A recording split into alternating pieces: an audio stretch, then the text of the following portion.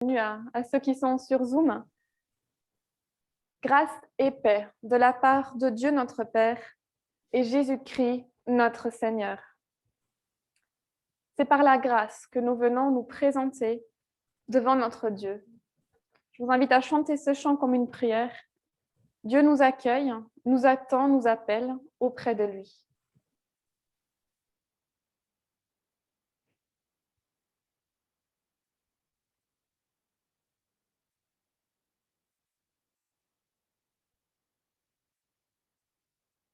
On n'entend pas la musique pour le moment. Je ne sais pas si tu dois faire autre chose.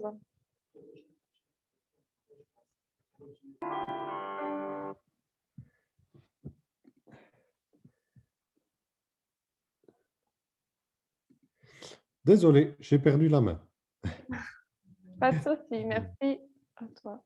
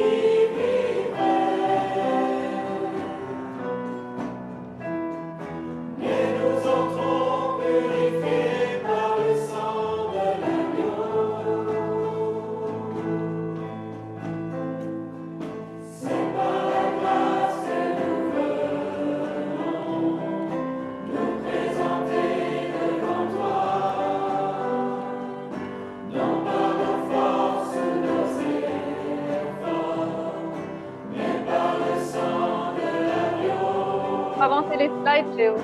Tu nous appelles auprès de toi, Seigneur, nous voici. Tu nous attires auprès de toi, à ta grâce nous voici. Ta grâce nous voici. Ta grâce nous voici.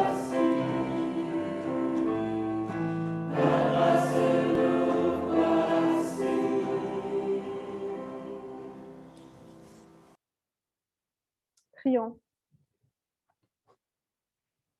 Seigneur notre Dieu, nous te remettons ce culte entre tes mains, que nous puissions vraiment saisir ta grâce et avoir ta paix dans les cœurs. Que dans ce monde qui est instable et agité, nos cœurs s'établissent formellement là où se trouvent les vraies joies qui sont en toi. Que notre rencontre ce matin serve vraiment à nous ancrer en toi. Et nous prions par Jésus-Christ, qui est ton Fils et qui est notre Seigneur, qui vit et qui règne. Amen.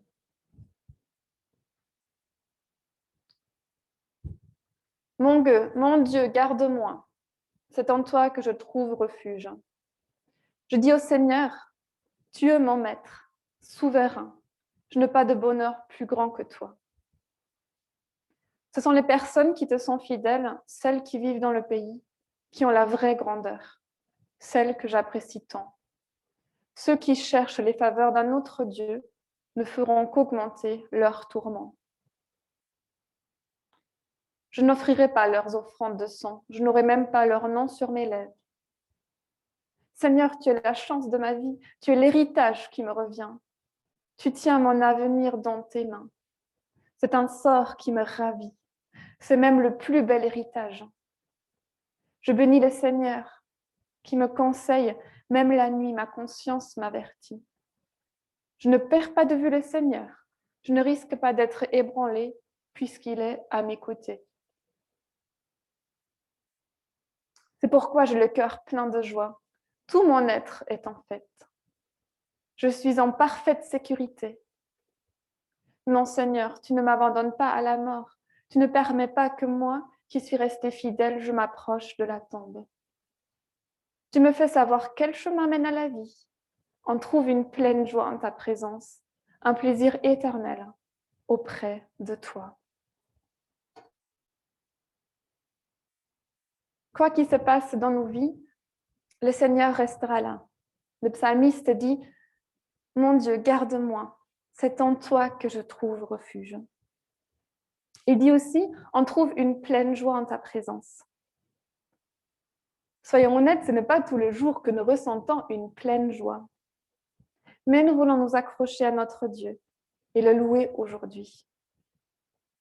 Je viens t'offrir, Seigneur, ce que j'ai de meilleur. Peut-être que ce meilleur nous paraît petit, insignifiant aujourd'hui. Mais Dieu regarde à notre cœur. Qu'il continue à être notre louange au milieu des choses difficiles que nous pouvons vivre. Je chanterai gloire à l'Éternel.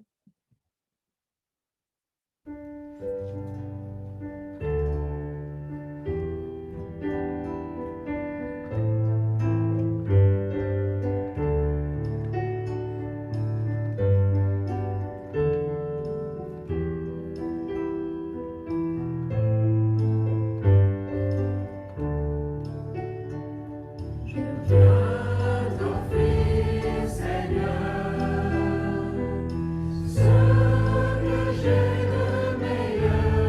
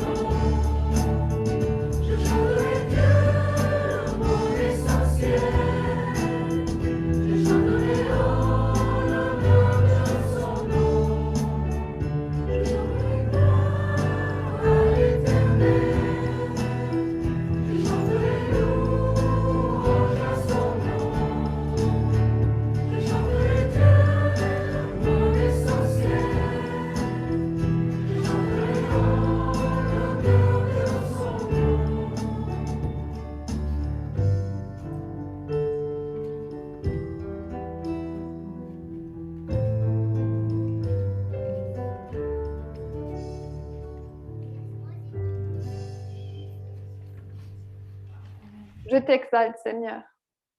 Tu m'as relevé. Tu m'épargnes les rires de l'ennemi. Que mon cœur ne se taise pas, qu'il soit en fait pour toi, et que sans fin, Seigneur mon Dieu, je te rende grâce. Mon plus cher désir, c'est t'honorer.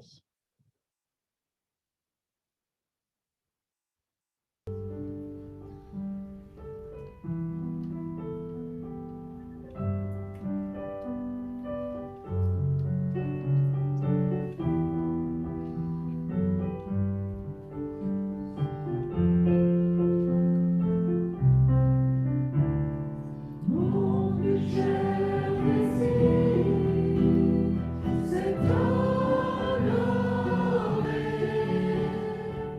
Oui, de tout mon cœur, je t'adore.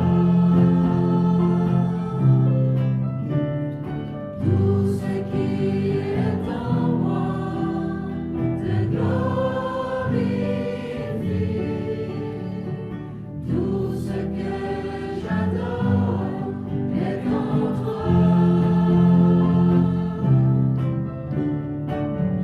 Je te donne mon cœur, je te donne mon âme, et je vis pour toi seul chaque instant de ma vie, jusqu'à la fin de mes jours. Ô Seigneur, règne en moi, je te donne mon cœur, je te donne mon âme, et je vis pour toi seul chaque instant de ma vie, jusqu'à la fin de mes jours. Ô Seigneur, règne en moi. Mon plus cher désir, c'est t'honorer. Oui, de tout mon cœur, je t'adore.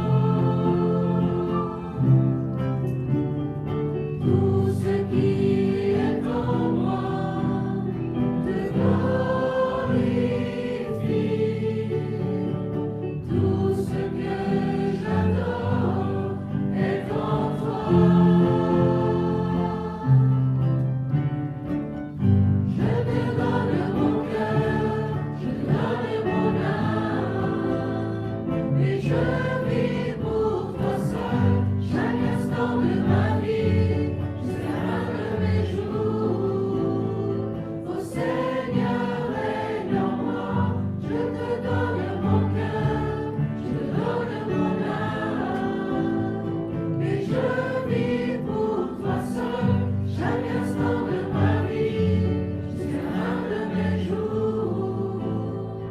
Ô Seigneur, règne en moi.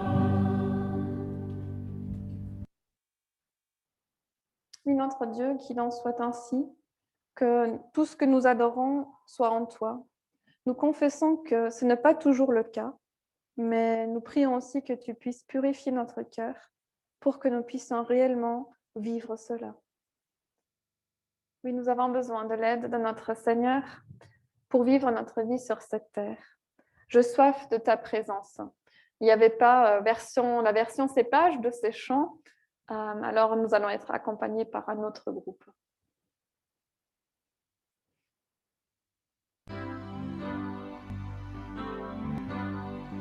J'ai soif de ta présence, divin chef de ma foi. Dans ma faiblesse immense, que ferais-je sans toi? Chaque jour, à chaque heure, oh, j'ai besoin de toi. Viens, Jésus, et demeure auprès de moi.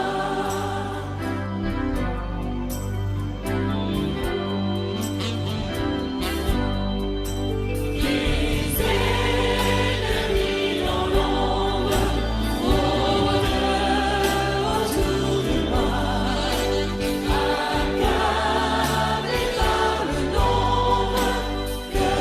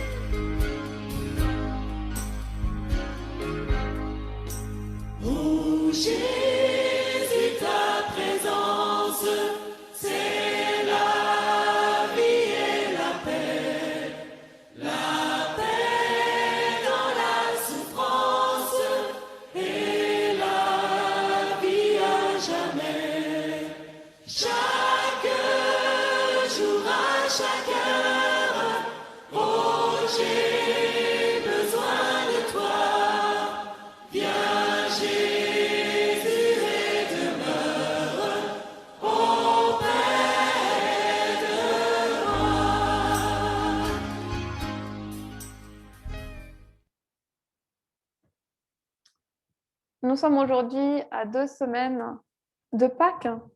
Jésus approche du moment où il va donner sa vie, où il va être glorifié. Et c'est de cela que parle le passage de Jean 12 que nous allons lire et qui va aussi nous introduire à un moment de prière. Quelques Grecs se trouvaient parmi ceux qui étaient montés à Jérusalem pour adorer Dieu pendant la fête. Ils s'approchèrent de Philippe, qui était de Bethsaïda en Galilée, et lui demandèrent « Maître, nous voudrions voir Jésus. » Philippe alla le dire à André, puis tous deux allèrent prévenir Jésus. Jésus leur répondit « L'heure est venue où le Fils de l'homme va être élevé en gloire. Oui, je vous le déclare, c'est la vérité. À moins qu'un grain de blé ne tombe en terre et ne meure, il ne reste qu'un simple grain. Mais s'il meurt, il produit beaucoup de fruits. Celui qui aime sa vie la perd, mais celui qui ne tient pas à sa vie dans ce monde la gardera pour la vie éternelle. Si quelqu'un veut me servir, qu'il me suive. Ainsi mon serviteur sera aussi là où je suis. Mon Père honorera la personne qui me sert. Jésus parle de sa mort. Maintenant, mon cœur est troublé. Et que dirais-je? Père, délivre-moi de cette heure. Mais c'est précisément pour cette heure que je suis venue. Père, donne gloire à ton nom. À cet instant, une voix se fit entendre du ciel. Je manifestais sa gloire et je la manifesterai de nouveau. Si tu peux, s'il te plaît, faire avancer encore la slide. La foule qui se trouvait là et qui avait entendu la voix affirmait « C'était un coup de tonnerre ». D'autres soutenaient « Un ange lui a parlé ». Jésus leur déclara « Ce n'est pas pour moi que cette voix se fait entendre, mais pour vous. »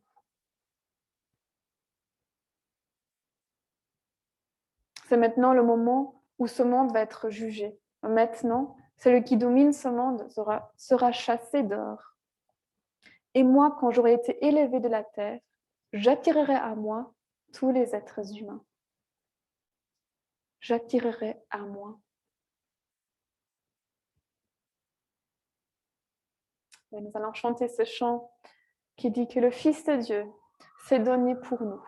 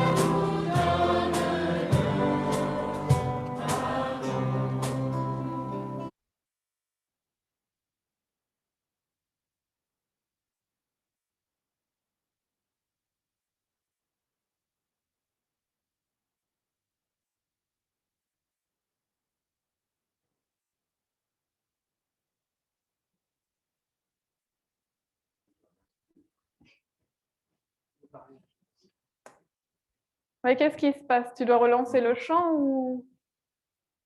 Il n'est pas en mode. C'est dans la lecture.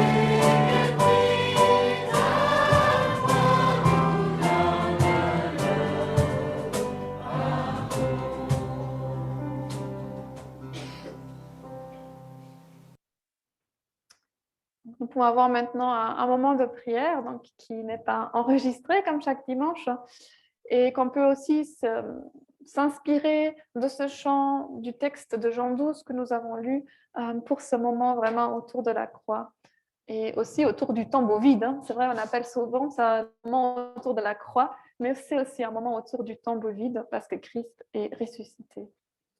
Prions. Bienvenue au dernier épisode de notre série de 8 prédications sur le livre de Job. Le principal défi avec une série sur Job est que cela peut vite devenir trop pesant en raison de la souffrance qui occupe une place prépondérante. De plus, le contexte pandémique que nous traversons, avec ces discours majoritairement anxiogènes, ne nous facilite pas les choses. Mais l'intérêt d'une série sur Job est qu'elle nous pousse à aborder des textes auxquels on n'aurait pas naturellement pensé. En tout cas, je ne pense pas que j'aurais spontanément choisi Job 3 pour prêcher dessus. Peut-être l'un ou l'autre de ces versets, là où Job lance des pics aux forts et aux puissants, c'est-à-dire aux bien portants, mais certainement pas sur l'ensemble du chapitre. Pour préparer ce message, j'ai écouté un certain Alexandre Saran sur le site Évangile 21, pasteur d'une implantation d'église à Lyon. Je le cite beaucoup. Il rapporte l'histoire d'un autre pasteur qui, le dimanche où il a prêché sur Job, avait demandé qu'il n'y ait pas de chant pendant le culte afin de respecter au mieux possible la douleur et le désarroi du texte. Job est un texte sombre. Job 3 plutôt. Il se peut que Job 3, que nous allons lire dans quelques instants, évoque en vous des situations encore trop douloureuses et incompréhensibles. Le texte n'apportera pas vraiment de réponse à cela. Je ne vais pas essayer d'en donner non plus. J'espère et je prie que vous voyez en Job quelqu'un qui est passé par ce que vous vivez et qui peut vous aider à garder les regards fixés sur Dieu au sein de l'épreuve. Notre bien-aimé Rédempteur, Consolateur et Défenseur.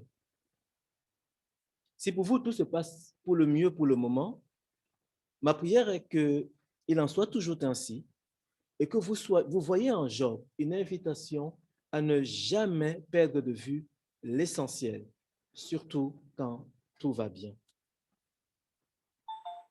Je vous invite à prier. Je te loue, Seigneur, parce que toute écriture est inspirée de toi et utile pour enseigner, convaincre, corriger et instruire dans la justice, afin que nous soyons accomplis et propres à toute bonne œuvre. Il en est ainsi de Job et de Job 3.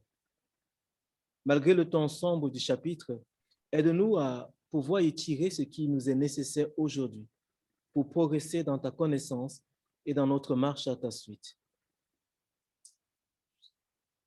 Je suis conscient, Seigneur, que plusieurs parmi nous passent peut-être par des moments de souffrance, de grande souffrance. Seigneur, que cela ne soit pas un frein, Seigneur, à l'écoute de ce que tu as pour eux ce matin. Je prie de même que tu me donnes de ne pas parler de la souffrance de manière légère, comme s'il s'agissait de quelque chose qu'on pouvait appréhender facilement ou théoriser, mais que par ta grâce, notre Dieu, tu te saisisses de tout pour la gloire de ton nom. C'est au nom de ton Fils Jésus-Christ que je te prie ainsi. Amen.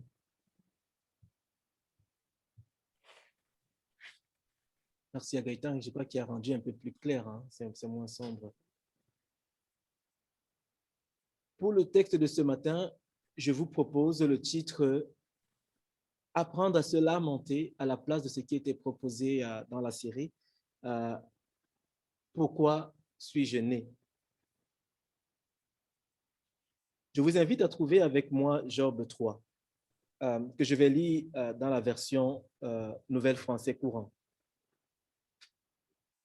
Comme vous savez, Job, c'est juste avant les psaumes que nous avons plusieurs fois lu ce matin.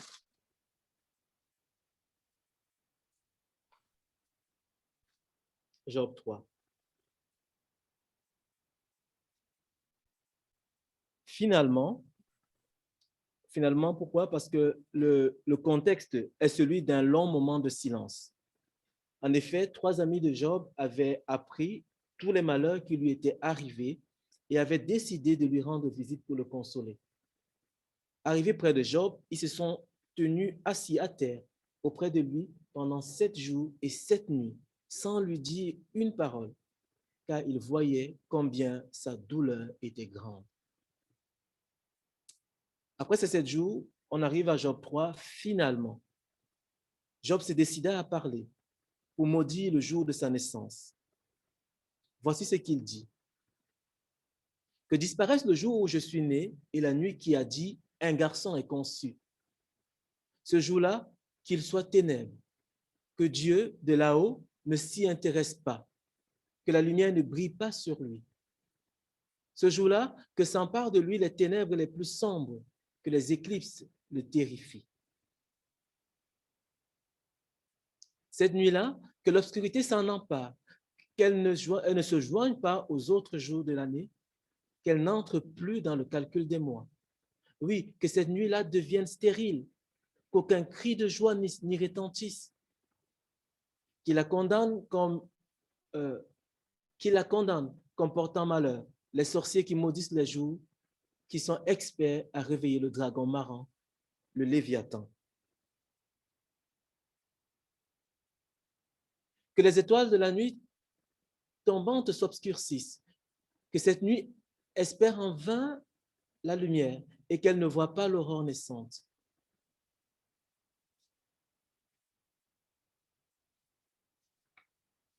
Car elle n'a rien fait pour m'empêcher de naître. Elle n'a pas caché à mes yeux la misère. Pourquoi ne suis-je pas mort dès ma naissance? Pourquoi n'ai-je pas expiré à peine sorti du ventre de ma mère? Pour quelle raison y avait-il 2 genoux pour m'accueillir?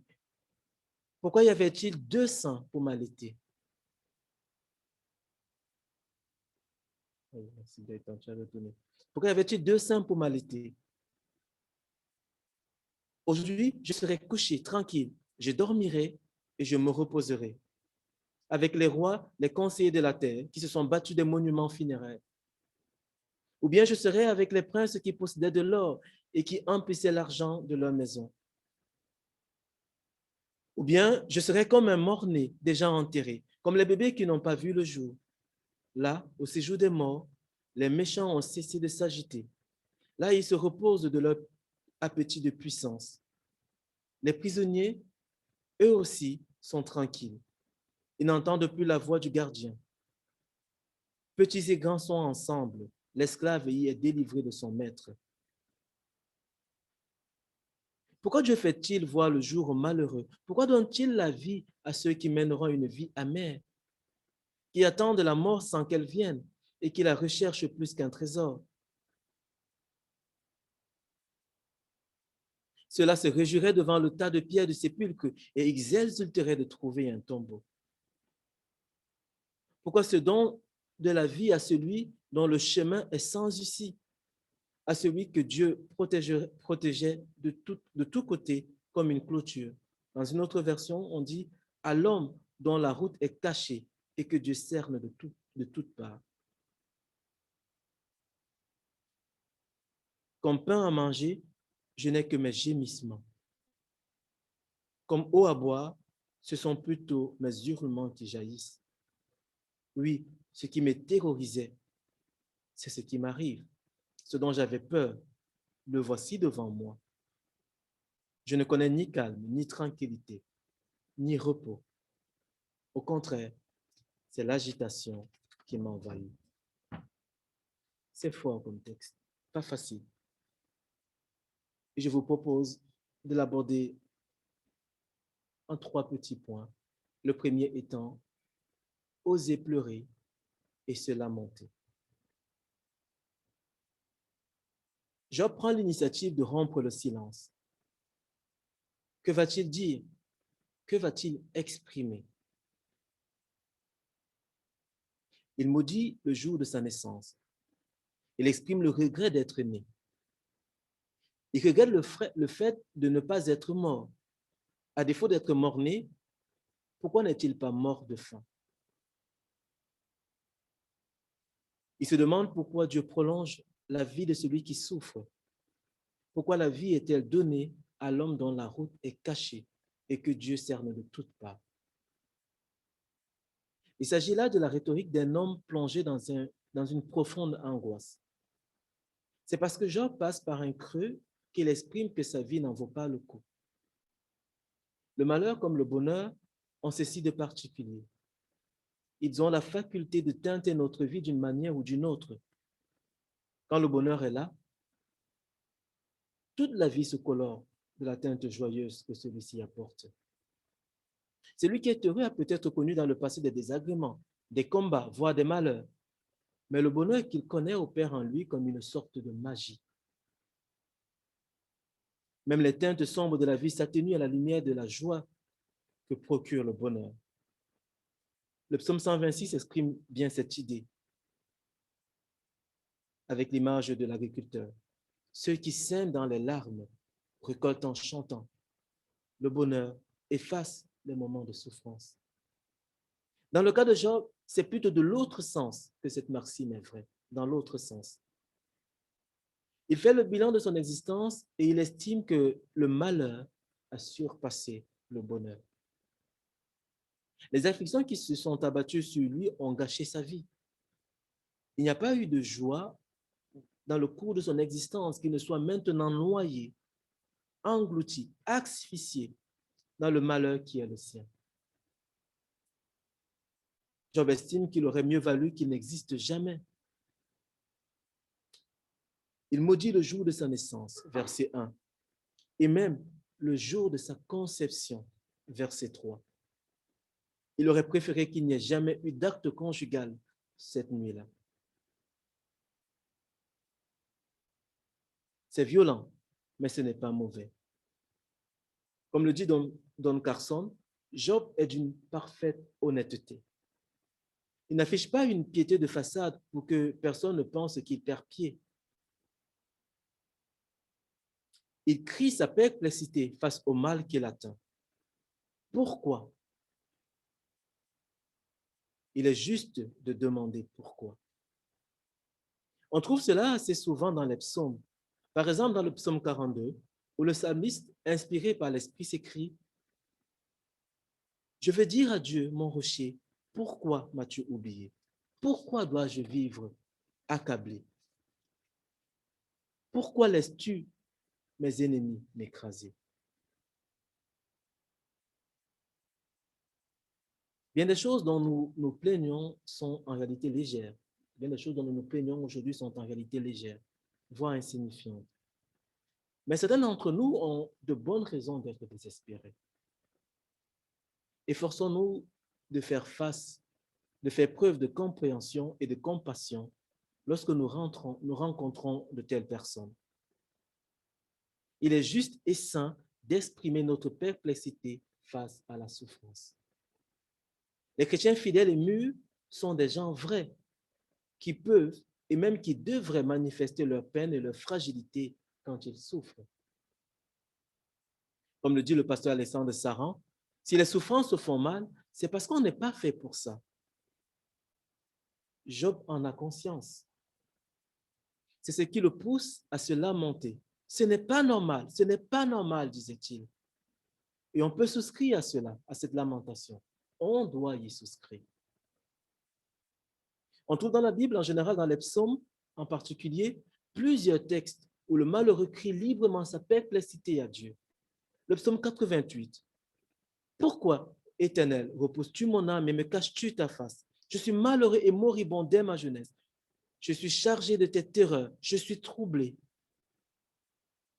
Le psaume 10. « Pourquoi, Éternel, te tiens-tu éloigné? Pourquoi te caches-tu dans les temps de détresse? » Le psaume 43. « C'est toi, mon Dieu protecteur. Pourquoi m'as-tu rejeté?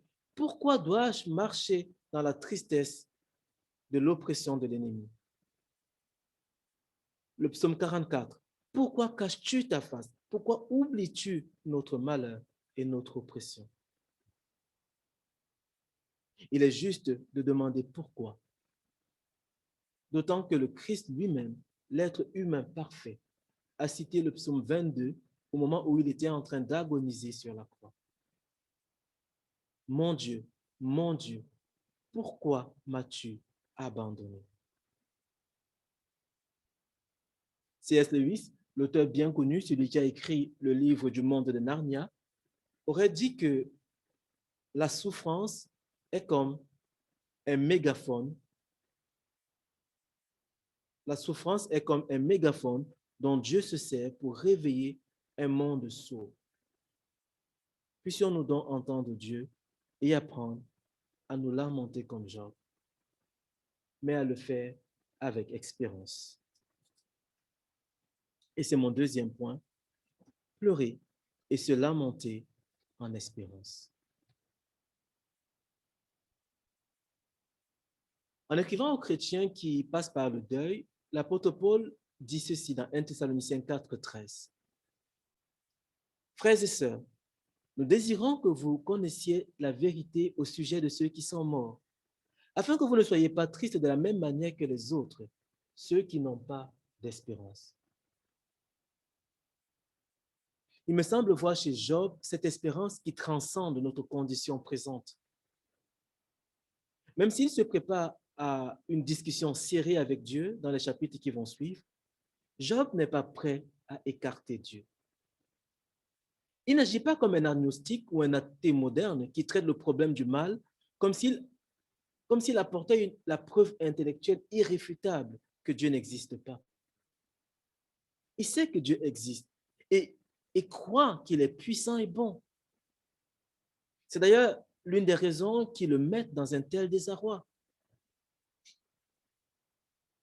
Carson dit que les cris déchirants de Job sont ceux d'un croyant, pas ceux d'un sceptique. On le voit dans la perspective que Job a de la mort, de la fin de toutes choses, tel qu'il les exprime dans les versets 11 à 19.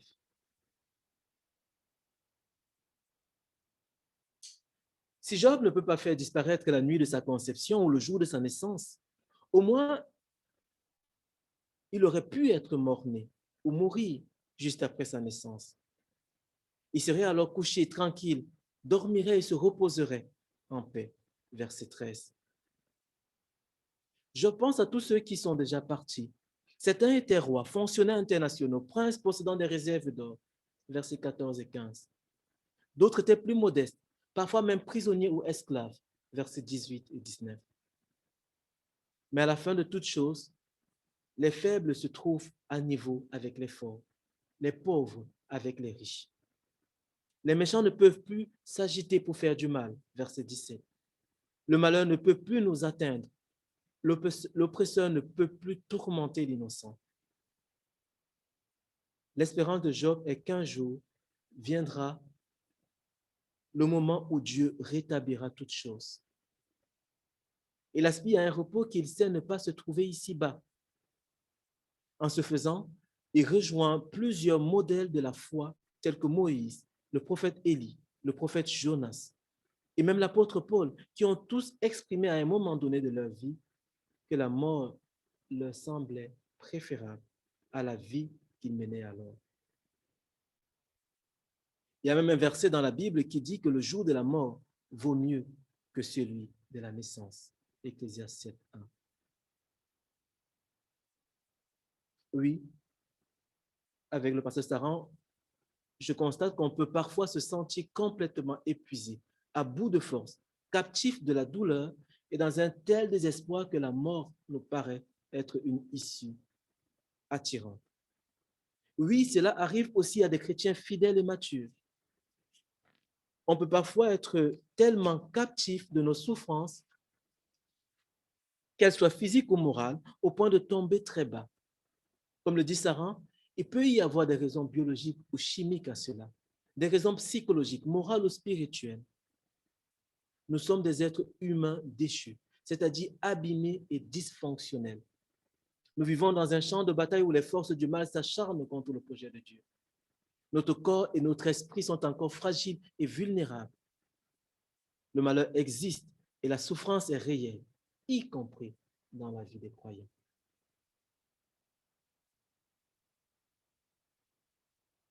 Remarquez cependant que si plusieurs modèles de foi et de vie chrétienne ont pu penser avec envie à la mort un jour, aucun n'est passé à l'acte. Aucun de ceux que la Bible nous rapporte. Ce n'est pas parce qu'ils ne savaient pas comment s'y prendre, ou parce qu'il n'y avait pas de gens autour, il y avait des gens autour d'eux qui les auraient en empêché, qui les en auraient empêchés. Au contraire, ils aspiraient tellement au temps où Dieu rétablirait toutes choses qu'ils se remettaient totalement à la souveraineté de Dieu pour ce faire. Même s'il ne comprenait pas toujours le plan de Dieu, il savait que Dieu est foncièrement bon et juste. Il s'écrit en quelque sorte, « Jusque à quand, Seigneur? Jusque à quand? » C'est le titre du psaume 80. C'est aussi ce qu'expriment les martyrs au Seigneur dans Apocalypse 6, 10. « Jusque à quand, Seigneur? » Job est un exemple pour nous. Il nous montre que ce n'est pas contraire à la foi d'être atteint d'une profonde dépression de l'âme et de l'exprimer. Mais même dans sa profonde misère, il n'oublie pas son expérience. C'est ce qui lui permettra de tenir dans l'épreuve. C'est presque imperceptible, mais Job s'attend encore au miracle. C'est à Dieu qu'il exprime en premier lieu son désespoir.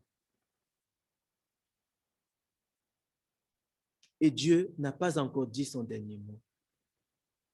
Job exprime sa perplexité devant ce qui lui semble incohérent, entre d'une part un Dieu bon et souverain qu'il sert avec joie, et d'autre part la réalité de sa vie de croyant. Il n'aura pas de réponse explicite à ce désarroi. Je n'en ai pas à vous proposer non plus. La leçon pour nous se trouve dans le fait que Job se place devant Dieu en toute franchise et s'attend à lui seul. Jamais il n'accuse le diable, pourtant responsable de son malheur. Jamais il n'accuse les autres, les Sabéens ou les Chaldéens par exemple, qui ont été pourtant les outils que le diable a utilisés pour lui faire du mal. Citons les Job 1, 15 ou Job 1, 17. Non. En maudissant le jour de sa naissance, c'est évidemment une accusation implicite contre Dieu. Job se remet à Dieu. Même si cette accusation est implicite, c'est à lui qu'il s'attend. C'est à Dieu ultimement qu'il s'attend pour son salut. John Piper rapporte l'histoire de Sarah Edwards lorsqu'elle a appris la mort de son mari, Jonathan Edwards, à l'âge de 54 ans, à la suite d'une inoculation de variole, tout juste un mois après qu'il soit devenu le président du collège, du Princeton College, en 1758. J'ai regardé un peu qui est Jonathan Edwards dans Wikipédia et j'ai lu que il est communément reconnu comme étant le premier et le plus important théologien philosophique d'Amérique et l'un des plus grands intellectuels des États-Unis. À l'annonce de sa mort, Sarah, sa femme, prit la plume et écrit à sa fille Esther, dont le mari, Aaron Burr, était mort 6 mois plus tôt. Elle écrit, « Ma très chère enfant, que dois-je dire? Un Dieu saint et bon nous a couverts d'un nuage sombre. Oh, que nous puissions embrasser le bâton et poser nos mains sur nos bouches. Le Seigneur l'a fait. Il m'a fait adorer sa bonté, que nous ayons eu votre Père si longtemps. Mais mon Dieu vit et il a mon cœur. Oh, quel héritage nous a laissé mon mari et votre Père? Nous nous sommes tous donnés à Dieu. Et c'est là que je suis et que j'ai maître. Et elle signe affectueusement ta maman. Sarah, comme Job, comme d'autres modèles de foi et de vie chrétienne,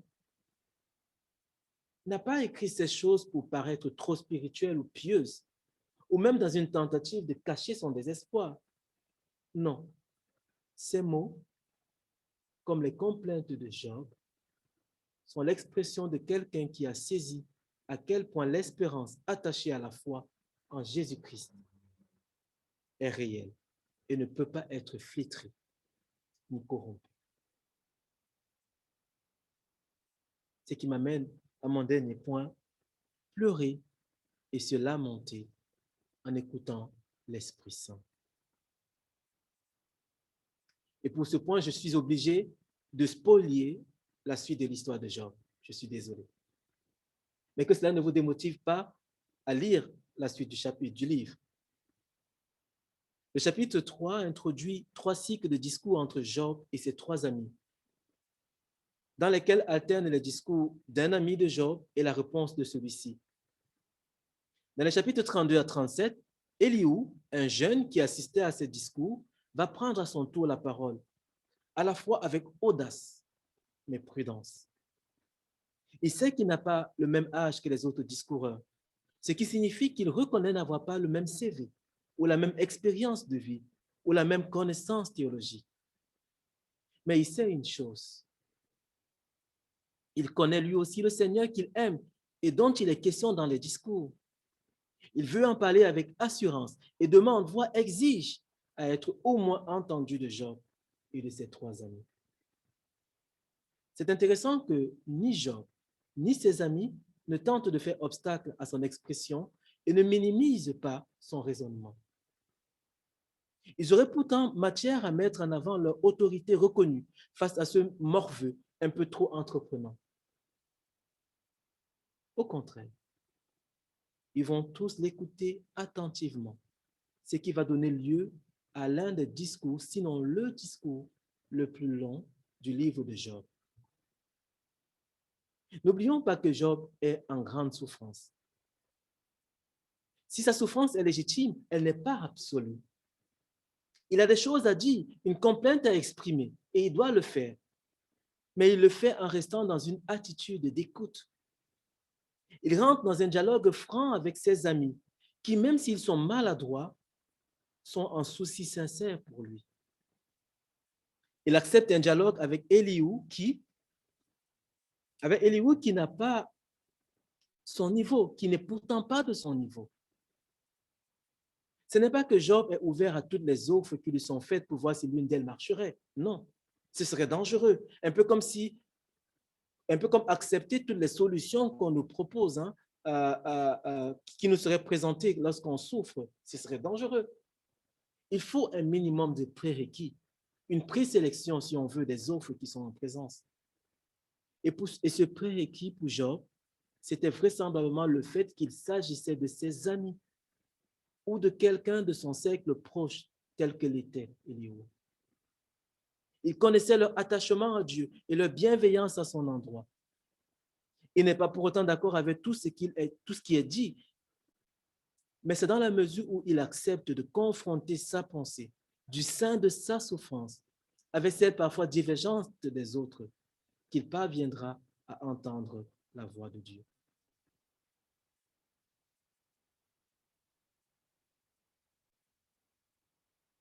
Paul, dans 1 Thessaloniciens 5, 19-22, écrit: Ne faites pas obstacle à l'action de l'Esprit Saint. Ne méprisez pas les messages reçus de la part de Dieu, mais examinez toutes choses, retenez ce qui est bon et gardez-vous de toute forme de mal. Comme le dit Élihu, Dieu parle d'une manière et puis d'une autre, mais on n'y fait pas attention. Bien en a pris Job d'être attentif à Élihu, malgré sa jeunesse, car c'est par lui que l'Esprit parlait.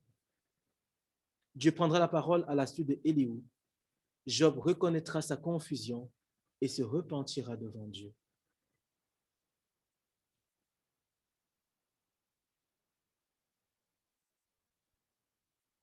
L'attention de Job à la voix de l'Esprit Saint s'exprime surtout par le respect que Job a de Dieu.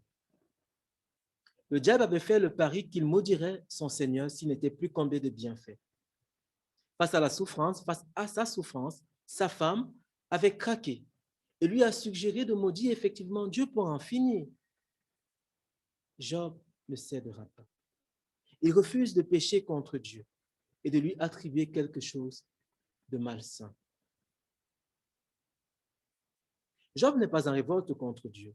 Il est en révolte contre le mal et il est perplexe face à l'apparent silence de Dieu. Il sait que seul Dieu peut vaincre totalement le mal. Il se place sous son autorité et ne se coupe pas de la voix de son esprit.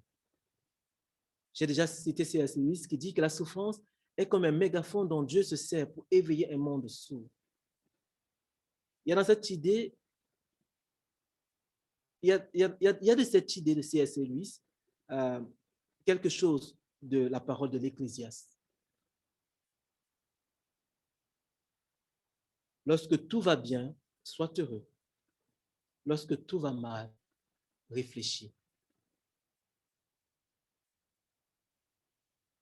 Puisse le Seigneur nous aider à rester sensibles à sa voix en toutes circonstances et en particulier lorsque nous passons par un épisode de dépression, lorsque nous passons par la souffrance. J'ai déjà dit qu'il était juste à mes yeux de demander le pourquoi de notre souffrance. D'autant que le Christ lui-même l'a fait en citant le psaume 22 au moment de son agonie. Mon Dieu, pourquoi m'as-tu abandonné? Job nous est présenté comme un compagnon dans nos souffrances. Jésus est encore un bien meilleur compagnon. Il sait ce que c'est de souffrir et de souffrir intensément.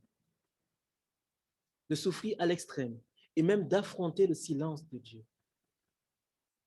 C'est encore Saran qui le dit, c'est mystérieux. Mais sur la croix, dans l'expérience que Jésus a faite selon sa nature humaine, dans sa chair, au paroxysme de son agonie, ces questions sont restées sans réponse. Ces pourquoi de Jésus sont restés sans réponse. Il le dit, il savait qu'il était venu pour cette heure, mais en tant qu'humain, il va exprimer ses pourquoi. Jésus a consenti à souffrir de cette manière, justement pour nous délivrer de ce monde de ténèbres, pour nous ouvrir à une issue, pour projeter une lumière au bout du tunnel. Si on vit comme Job dans un monde où le malheur existe et où le malheur fait mal, c'est parce que ce monde s'est avant tout détourné de Dieu. Jésus nous a rejoints là où on se trouvait sur le champ de bataille, où il n'y a ni calme, ni tranquillité, ni repos. Il a fait l'expérience de notre condition humaine et de la condition humaine de Job jusqu'au bout, à l'exception du péché. Et Jésus lui-même s'est lamenté. Mon âme est triste jusqu'à la mort, a-t-il dit à la veille de sa crucifixion. Il est le meilleur compagnon de nos souffrances. Aujourd'hui, nos souffrances comme celles de Job nous rappellent qu'on vit dans un monde déchu et que nous sommes nous-mêmes des êtres déchus qui avons désespérément besoin d'un Rédempteur. S'il est sain d'exprimer avec force son désarroi face à la souffrance, puisse Dieu nous aider à le faire de manière à nous tourner ensuite sans réserve vers Jésus-Christ, qui est notre Rédempteur, notre Libérateur, notre Consolateur et notre Défenseur. Ce qui m'amène à ma conclusion.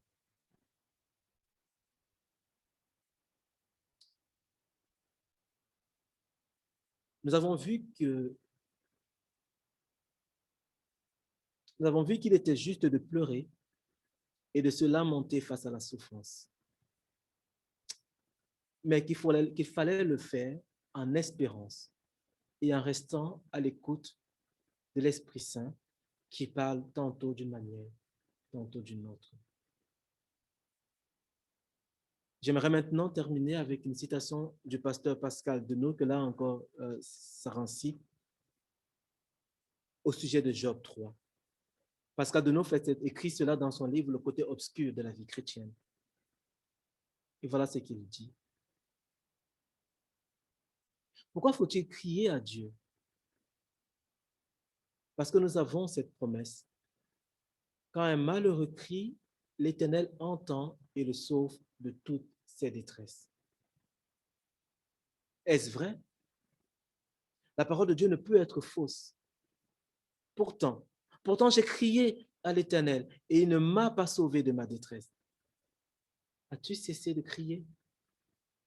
Le Seigneur délivre parfois instantanément, mais pour des raisons que lui seul connaît, il laisse parfois passer des années avant d'apporter une délivrance complète.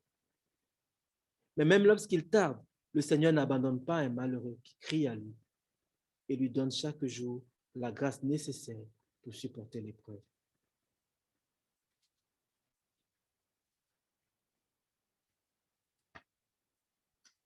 Il n'abandonne pas le malheureux et il lui donne chaque jour la grâce nécessaire pour supporter l'épreuve. Et Dieu lui rappelle au malheureux à chaque fois, ma grâce te suffit, car ma puissance s'accomplit dans la faiblesse. Amen.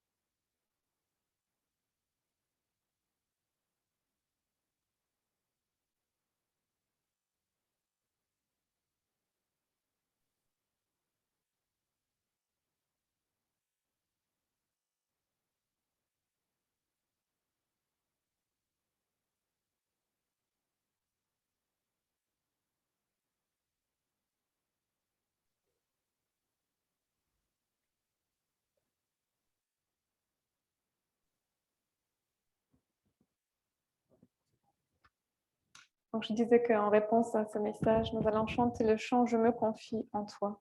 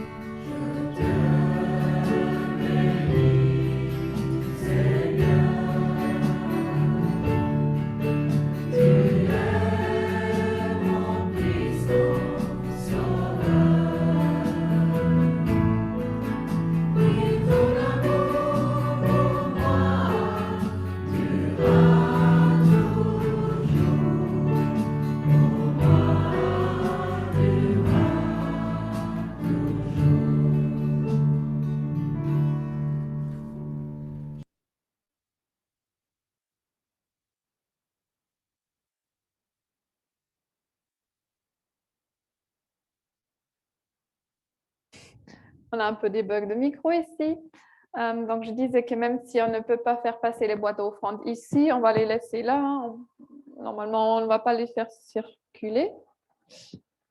Pas sur Zoom non plus. Mais n'oublions pas cette offrande que nous puissions donner, c'est à quoi Dieu nous appelle.